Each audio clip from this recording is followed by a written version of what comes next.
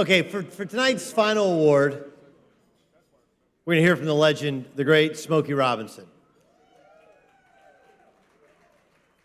And all of us men have been outdone all night by these wonderful, intelligent, beautiful women, so why not end the night with the same sort of feel? Please help me welcome Taylor Dayne, Shantae Moore, Tina Knowles, and Jeffrey Osborne. And to present the award, give it up for the absolutely magnificent Jeffrey Osborne.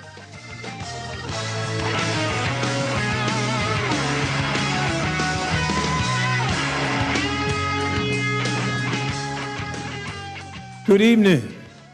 How's everybody doing? How's everybody doing? Don't make me start getting loud and singing and stuff up here, you know. But anyway, I'm here to talk about my brother, William Smokey Robinson. Come on, that's right. Give it up for William Smokey Robinson. Because he is one of my heroes. You know, growing up, I grew up in Providence, Rhode Island, you know, and we used to have basement parties back then. You know, they don't have basements out here in California. They have basements back. And we used to do the little red light, and we'd be in the basement, and we'd be listening to some Smokey Robinson. We'd be, ooh, say what? Ooh,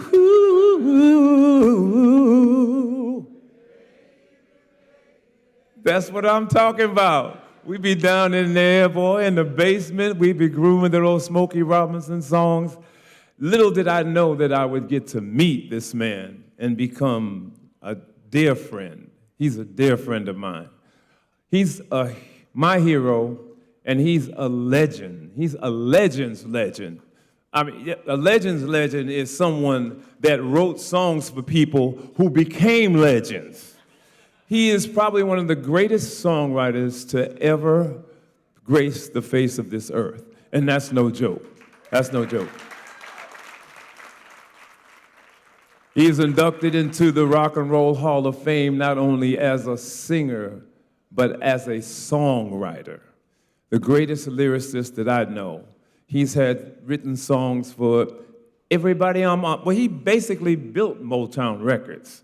And then he got tired and decided to be the vice president. You know, I'm going to lead the Miracles for a minute, I'm going to become the vice president.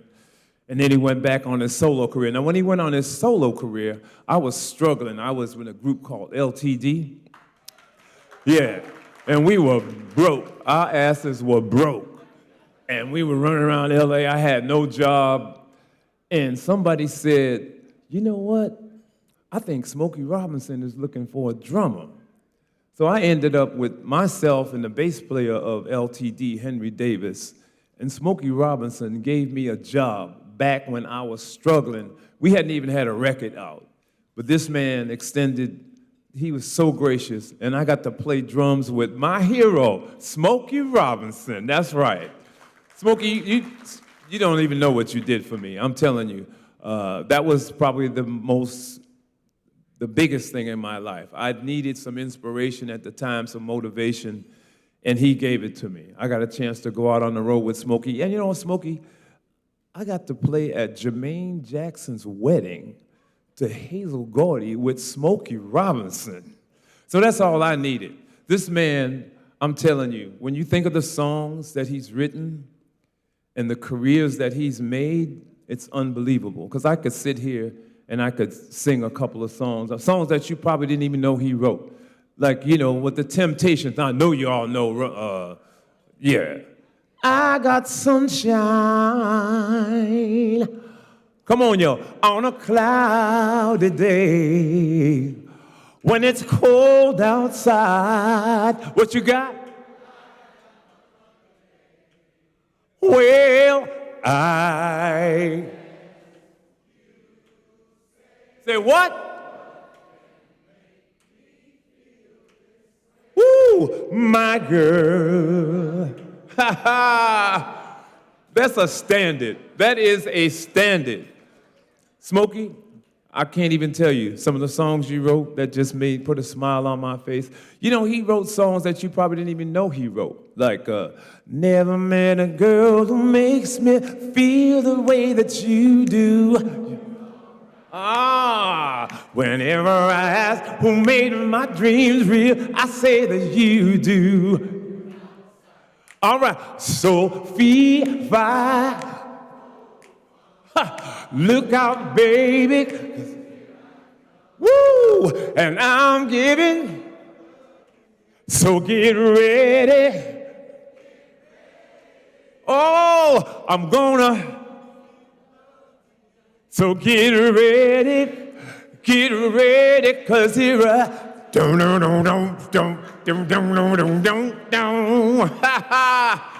Smokey Robinson. And that's just to name a few. What about, Michael Jackson? I think Michael Jackson got famous off of one of Smokey's songs. When I had you, say what? I treated you and wrong, my dear. But since you, come on with it. Don't you know I sit around hanging down and I wonder. See, this man, I'll tell you what, man, he wrote,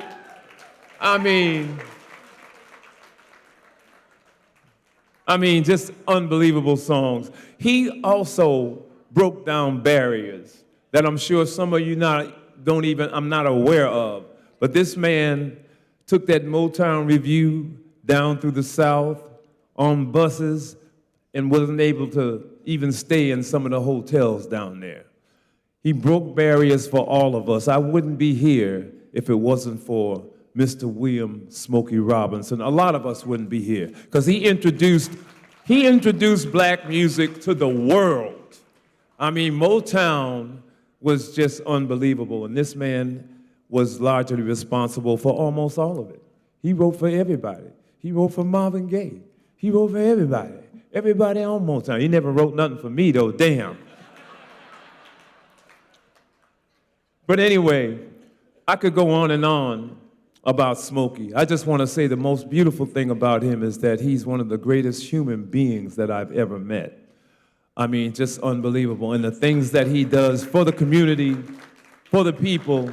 I don't want to promote this, but Monday, Smokey has this celebrity golf tournament for what? For the Midnight Mission. Raising money for people who can't afford to eat, for people who need shelter. That's the kind of person he is right here. Mr. William Smokey Robinson. I want to give him a round of applause.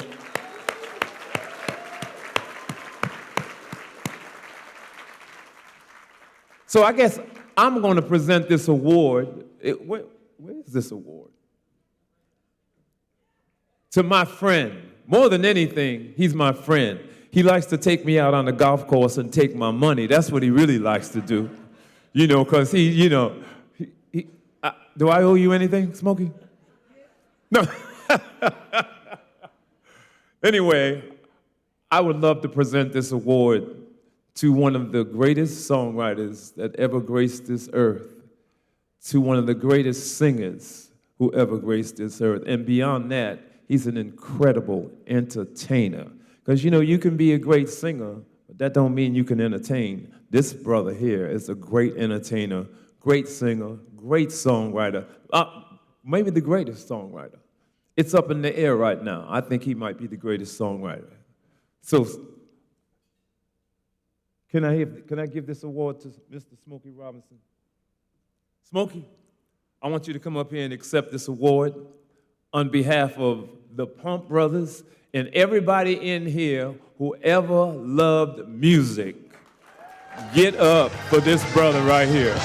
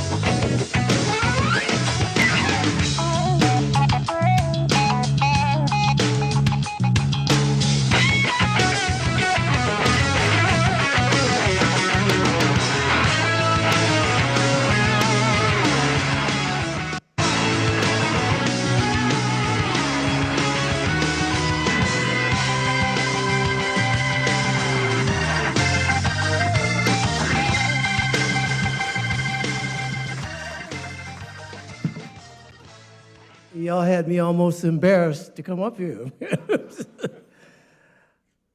I've known Isaiah Thomas for over 30, no, I'm just kidding. This is so beautiful. I'm so honored to be here this evening, and all the things that you guys have been saying, man. Like I said, I was almost embarrassed to come up here. And I just want to say that all the things that you said about what I have done for you and the music and so on and so forth, I couldn't have done any of that without you guys. So thank you very much. I could not have done any of that.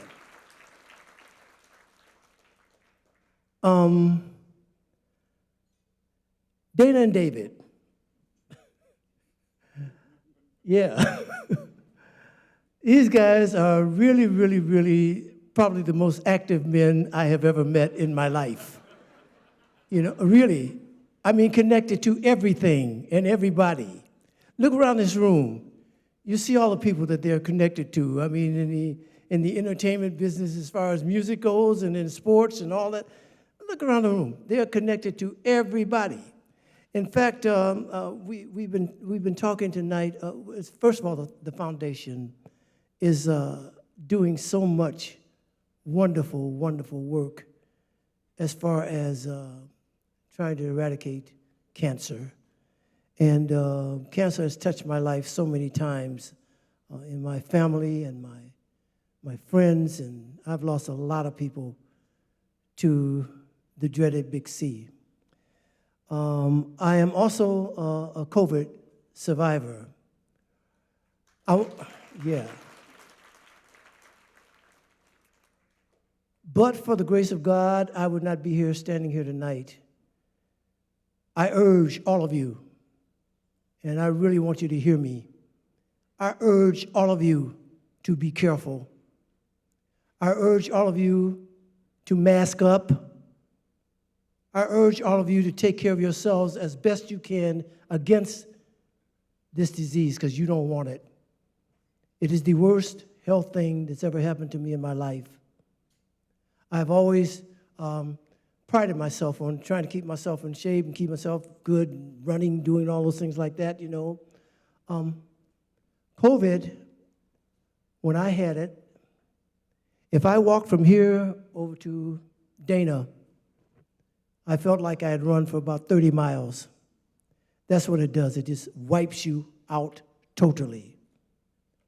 But for the grace of God, I would not be here this evening. It hospitalized me for 11 days. And a lot of it I don't even remember. It was so severe. Retrospectively, it scared me more than it did while I was going through it, because I didn't realize a lot of things that was happening. When I looked back on it, it really frightened me. The only thing that I can think of in my life that ever frightened me more health-wise than that was when the doctor told us that my wife had lung cancer. That was the worst moment of my life because of the fact that I couldn't do anything. There was nothing that I could do about it to help her, to cure her, to save her, any of that. I was totally helpless. It was the most frightening news that I'd ever gotten from a doctor. Thank God, she is cancer-free.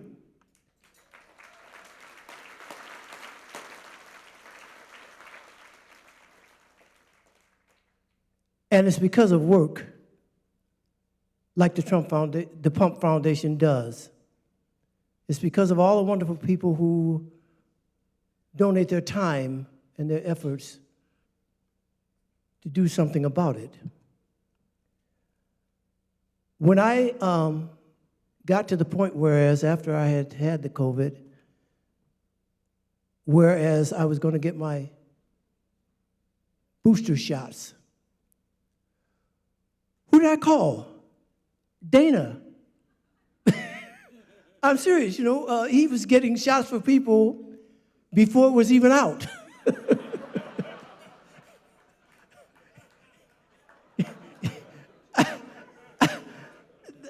These people are so connected. I mean, it's amazing. So, my time came after I was healed up with the antibodies and all that. And my time came where I was supposed to get my first shot. And so I said, well, God, I got to get a shot. I heard about it and so on and so forth. But I didn't know where to go or what to do because they weren't doing it at the hospitals or any place that I knew of, you know. So my wife said, okay, let's call Dana. So we did. And he came and got me and took me to get my shots.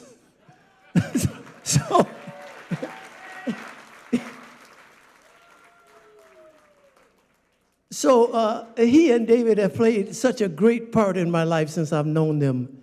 It took me a long time to tell them apart. You know, I was very fortunate that I've never seen them dressed alike, you know, because if I had, I would have known who was who. It took a long time for me to tell them apart. But they're both wonderful men, and I'm so happy that I can call them my friends and my brothers. And I got a lot of friends and brothers in this room tonight. And Jeffrey, you know how much I love you, man. You just, I mean, Jeffrey Osborne is one of the most wonderful people ever. So, and I got a lot of friends like that in this room. And one thing that's a joy for me tonight is to get a chance to see all you guys, because I haven't seen you in a long time, and it's good to see. It's good to see anybody. I mean that, man. You do not want COVID. Take care of yourselves. Take care of your families, your friends, those that you're around, your children. Protect yourselves. It is the worst health thing I've ever experienced in my life. So I want all you guys to be careful and, like I said, take care of each other. That's our job. Our job is to take care of each other, and we should do that. I'm so, so, so happy that most of the people that I've been hearing and seeing lately, since the COVID thing hit, are trying to take care of each other.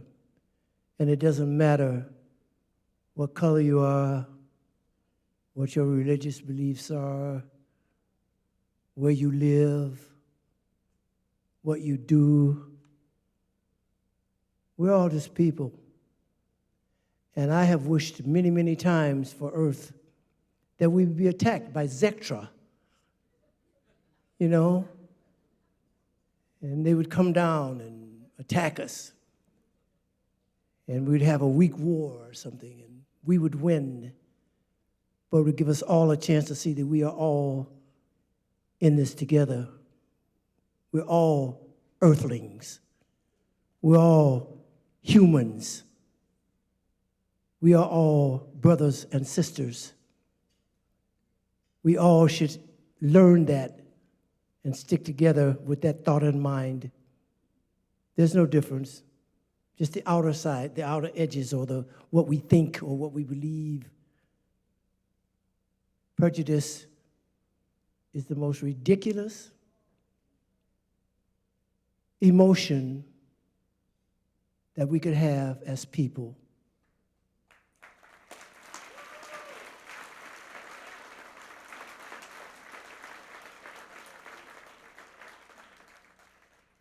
I am very, very proud to receive this award here.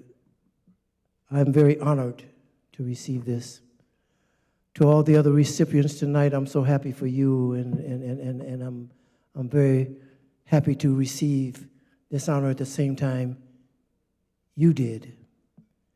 We all have our stories, and I promise you, in starting out to live my dream, I am so very, very, very blessed. I get a chance to live my wildest, most impossible, most incredible dream as a kid growing up. I wanted this to be my life. God said, okay, I'm going to give you this and see what you do with it, you know. So I am very, very, very in debt to him for allowing me to live my dream, for allowing me to be among people like you who also allow me to live my dream. Without you, I would have no dream. Without you, I would not be standing here this evening. Like I said, I don't do what I do to get awards or accolades or pedestals or any of that stuff like that. I do it because I love it. And this just comes along with it. And I'm very honored and very proud to accept this award here this evening. And thank you all for being here, and God bless you.